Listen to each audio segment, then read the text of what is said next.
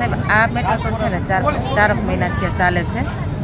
એનું કારણ છે કે એક રવિરાજ અસ્વર નામનો છોકરો છે એ ઢુવાણો છે. જ્યારે ફેક આઈડી મારી દીકરીના નામની બનાવી છે ને ત્યારે એ છોકરાએ એવું જણાવ્યું હતું કે હું પ્રદીપ કાઠી બોલું છું, હળવદથી બોલું છું. એટલે એને ડુપ્લિકેટ આઈડી બનાવી ને એટલે મારા જમાઈના મોબાઈલમાં સજેશનમાં ગયું ને એટલે મારા જમાઈએ પૂછ્યું કે કોણ. એટલે મારા જમાઈએ મને મારા છોકરાને જાણ કરી. મારા છોકરાએ કીધું કે તમે મમ્મીને ફોન કરો એટલે મમ્મી તમને નિશ્ચિત જે હશે એ દેશે. પછી મને ફોન આવ્યો એટલે મેં કીધું કાંઈ વાંધો નહીં, તમે જે કાંઈ પણ હોય ને એ મને મોકલો પુરાવા, હું મારી રીતે ગમે એ તપાસ કરાવીશ. પછી મેં મારી રીતે તપાસ કરી તો મને કાંઈ કોઈ વસ્તુ ના ખબર પડી એમ. પછી હું સાયબર ક્રાઇમમાં ગઈ. સાયબર ક્રાઇમમાં ગઈ ને એટલે મેં 19-30 ઓનલાઈન ફરિયાદ કરી. 19-30 ફરિયાદ કર્યા પછી અમને પાછા બોલાવ્યા. એ બોલાવ્યા પછી ત્યાં સુધી અમને વ્યવસ્થિત સારો રિસ્પોન્સ મળ્યો. આરોપી 2 મહિના 2.5 મહિને એ પકડાણો ને પછી એ પકડ્યા પછી અમને કોઈ જાતનું પોલીસવાળાએ આન્સર વ્યવસ્થિત આપ્યું નથી. અમારી યારે વર્તન ઓલું કર્યું છે, બળજબરીથી વાતચીત કરી છે, ધમકાવવાની દબાવવાની આવી બધી પ્રયત્ન કરી છે. પછી અમે અહીંયા આરોપી પકડાણો ને એટલે અમે ત્યાં અમને કીધું કે બેન તમે ક્યાં છો? મેં કીધું કે સાહેબ હું જુનાગઢ છું, મારી મમ્મીને હોસ્પિટલ દાખલ કર્યા છે, તમારે પુરાવા જોતા હોય તો હું તમને રજૂઆત કરું છું. તો કે બેન અમે તમારા હાટું નવરા છીએ, તમારા હાટું આમ છીએ તેમ છીએ, એવી રીતે મને બોલવા માંડ્યા. મારી પાસે બધા રેકોર્ડિંગ પુરાવા છે. એટલે એ યશપાલસિંહ સાહેબ એમ બોલ્યા કે અમે તમારા માટે કંઈ નવરા છે. તો ધરતીબેને મને પાછો ફોન કરીને એમ કીધું કે બેન તમે તમારી છોકરીને લેતા આવજો. બેન મારી છોકરીને હોસ્ટેલમાં મૂકી આવી છે. તો કે બેન તમારી છોકરીની મેટર છે, તમારી છોકરીને તમે લઈ આવવી પડશે. ફરી મેં મારા ભાઈને કીધું, ફોન કર્યો, ભાઈ તું બેનને લઈ આવ. લઈ આવીને પછી અમે લોકો અહીંયાથી જુનાગઢથી નીકળ્યા, રાતે પહોંચ્યા. સવારમાં અમે યશપાલસિંહ સાહેબને ફોન કર્યો, સાહેબ અમે રાજકોટ આવી ગયા છીએ, ક્યારે આવીએ? તો કે તમે 11 વાગે પહોંચી જજો. એટલે 11 વાગે અમે સાયબર ક્રાઇમે ગયા ને એટલે યશપાલસિંહ સાહેબને અમને ફોન કર્યો, સાહેબ અમે નીચે આવી ગયા, કઈ જગ્યાએ આવવાનું? તો કે 3જા માળે 103માં આવી. અમે 103માં ગયા. એટલે અમે જઈને અમે મમ્મી દીકરી બેઠા એટલે બસ મને વાતચીત કરતા હતા. એટલે હું બોલવા ગઈ ને તો યશપાલસિંહ સાહેબને ધરતીબેને શું કીધું કે બેન તમે ના બોલો, તમારી દીકરીની મેટર છે ને એને મને બોલવા દો.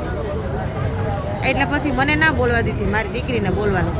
ફરિયાદી તો હું હતી, મારી દીકરીની ઉંમર તો 17 વર્ષ હતી. છતાંય એની પાસે એની નિવેદનને આંતે બધું એની પાસે બળજબરી કરી અને ધમકાવી અને દબાવી, પ્રેશર કરી, ડરાવીને આવી રીતના એની નિવેદન લીધું.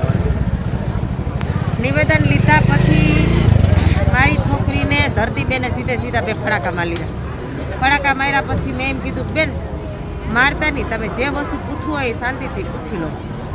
મારી દીકરી ના બોલતી હોય, ના કહેતી હોય તો મને કહો, હું એને કહું કે બેટા જે હોય ને હકીકત કહી દે.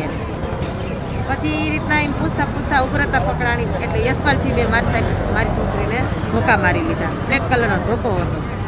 ધોકો માર્યા પછી ધરતીબેને પાછા ખોડિયા ભરી લીધા ગાલમાં, માથાના વાળ વીખી નાખ્યા. ધોકો યશપાલસિંહ સાહેબે ધોકો માર્યો ને પગમાં, એટલે મારી છોકરી દેવડી વળી નીચે પડી ગઈ. એટલે પગમાં લાલ ટચકા થઈ ગયા.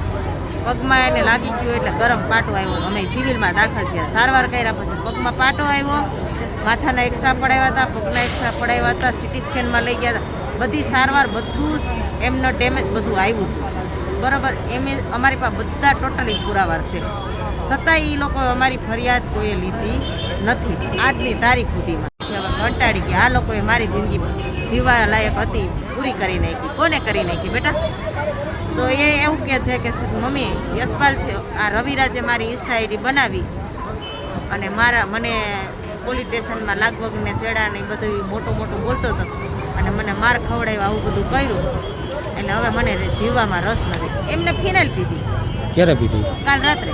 કેસ તો કર્યો પણ યુનિવર્સિટી વાળા લેવા આવ્યા હતા નિવેદન. એક સાહેબ હતા ને એને એમ કીધું કે ના ફરિયાદ આપણે લઈ લેવી જોઈએ. એક સાહેબ હતા ને એને એવું કીધું કે ના ફરિયાદ તો કે આમાં એવું છે કે સાહેબ વિરુદ્ધ ના લઈ. અમે કહીએ ને એ રીતના નિવેદન લો, બાકી અમે ના લઈએ.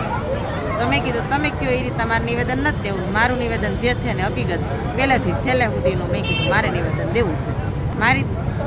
મારી દીકરી એક જ પ્રશ્ન કરે કે મમ્મી હું મરી જાઉં કે જીવું? યશપાલસિંહ, ધરતીબેન, અને આ રવિરાજસિંહ, આ 3 લોકોને તો સજા થવી જ જોઈએ. અને ત્યાર પછી અમે ફરિયાદ દાખલ કરી અમારા ચિંતન પટેલ ડીસીપી, એની પાસે અમારી ફરિયાદ છે. અમે જ્યારે જઈએ તો એમ કે બેન તપાસમાં છે, તપાસમાં છે. કેટલાક મહિના તપાસ કરશો તમે, મારી દીકરી મરી જશે ત્યાં સુધી તમે તપાસ જ કરશો, બીજું કંઈ આગળ કરશો જ નહીં. હજી એ ચિંતન પટેલ ડીસીપી છે, એ સાહેબ એના સ્ટાફવાળાને જ બચાવે. બસ અમારી ફરિયાદ હજી એને લીધી નથી, હજી ફરિયાદ દાખલ નથી.